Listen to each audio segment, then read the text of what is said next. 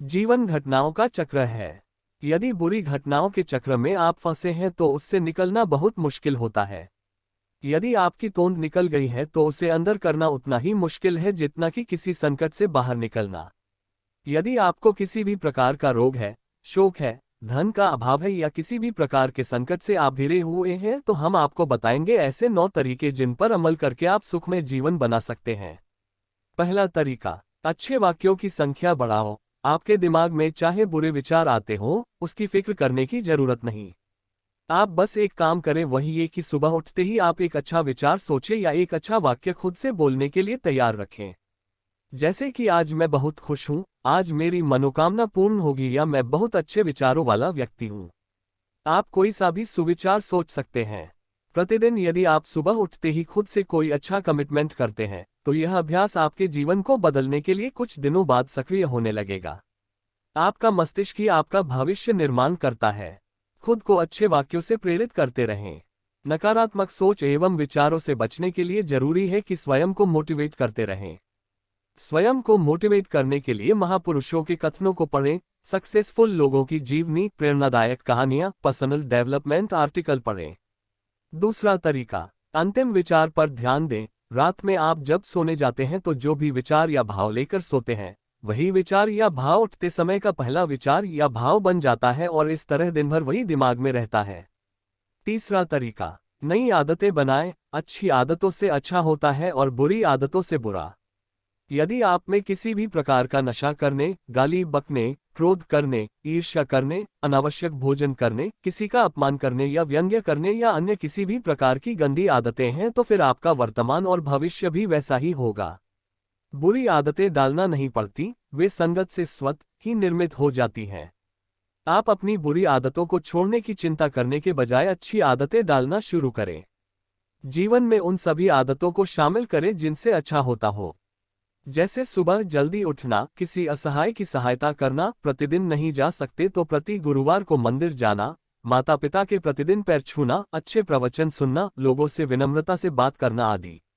अभ्यास से जन्मी आदतों में बहुत शक्ति होती है। हमें अपनी शक्ति को अच्छे काम में रूपांतरित करना चाहिए। हम में अनंत ऊर्जा है, बस उसे सही जगह इस्तेमाल करने की जरूरत है। चौथा तरीका, स्व अनुशासन और नियम जरूरी। जीवन में स्व अनुशासन जरूरी है। यदि आप अनियमित जीवन जी रहे हैं तो सब कुछ बिखरा बिखरा और अनियमित ही होगा।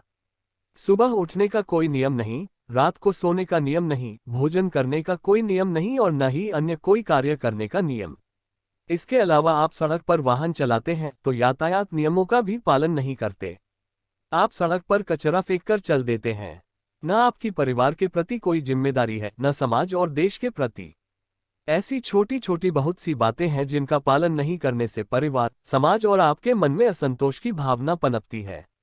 व्यवस्था गड़बड़ा जाती है जिसके चलते आत्मविश्वास भी जाता रहता है। ठीक है कि आप बहुत सारे नियमों का पालन नहीं करते, लेकिन स्व अनुशासन में तो रह सकते हैं। खुद के जीवन को तो अनुशासनबद्ध कर ही सकते हैं।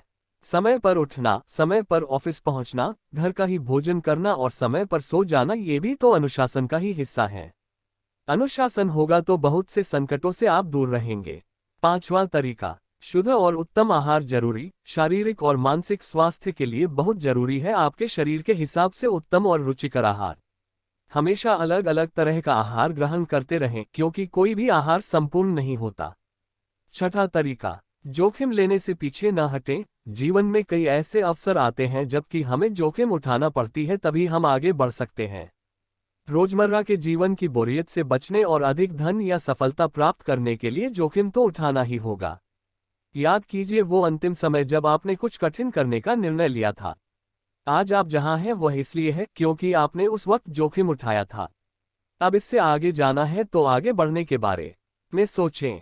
जोखिम उठाने का मतलब हो सकता है कि आप अपने इस जॉब से संतुष्ट नहीं हो और नए जॉब में जाना चाहते हो। आप अपने काम से कितना खुश हैं, ये आपके लिए बहुत मायने रखता है। अगर आप अपने जॉब या काम से खुश नहीं हैं तो दूसरा काम करें। आपको पैसों की समस्या हो सकती है, लेकिन यह एक अस्थायी समस्या है, इससे आप निकल सकते हैं। सातवां तरीका, नया सीखने का जज्बा। हरदम कुछ नया सीखने का जज्बा होना चाहिए। नया सीखने के लिए मन में उत्साह होने की जरूरत है। मन को चुनौती दे कि मैं सीख सकता हूँ एक नई भाषा, तकनीक की नई जानकारी और मैं जो कार्य कर रहा हूँ उसे और अच्छे तरीके से करने के नए तरीके। आपके मन में हजारों सवाल उठते हैं तथा उनमें से बहुत के हमें जवाब नहीं मिल पाते हैं। अगर आप एक नई भाषा सीख लेते हैं, आप करोड़ों लोगों के अनुभव और सीख सकते हैं और नई भाषा सीखना कोई कठिन काम नहीं। अगर आपको ये कह दिया जाए कि आपको 1 करोड़ रुपए देंगे यदि 10 दिन में अंग्रेजी या तमिल भाषा सीख लेंगे, तो हर कार्य में सफलता पाने की कोशिश करते रहना चाहिए और सीखना कभी नहीं छोड़ना चाहिए। 8वां तरीका, बोलने की कला जरूरी। बोलना सिर्फ मनुष्यों का गुण है और तार्किक और तथ्यपूर्ण बातें करना एक सभ्य मनुष्य के गुण है, लेकिन एक वक्ता होने के लिए बहुत कुछ पढ़ना और सीखना पड़ता है। जो लोग अधिक बोलते हैं या जो लोग बिल्कुल ही कम बोलते हैं, उनकी बात नहीं सुनी जाती या उनको लोग तवज्जो नहीं देते हैं। बोलने और भाषण देने की कला सीखना चाहिए। शुद्ध उच्चारण से भी खुद के मन और दूसरों पर प्रभाव पड़ता है। आज जो भी सफल मनुष्य है वो एक अच्छा वक्ता है, अर्थात अच्छा बोल सकता है।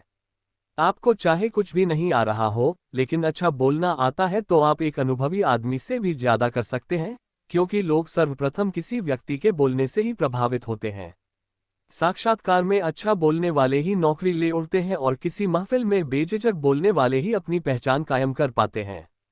किसी मंच पर अच्छे से अपने विचार व्यक्त करने वालों के लिए ही ताली बजती है। बहुत से ऐसे महान राजनेता हुए हैं जिनमें कोई ज्ञान नहीं था, लेकिन वे लोगों से संवाद करना, भाषण देना और बोलना अच्छी तरह जानते थे। सत्ता में आने के बाद तो कई ज्ञानी लोग आपके आसपास आपकी मदद के लिए तैयार हो जाएंगे। काम करने वाले इंसान से गलतियां होती ही हैं। यह कोई बहुत बड़ा अपराध नहीं, लेकिन इसे स्वीकार नहीं करना अपराध होता है।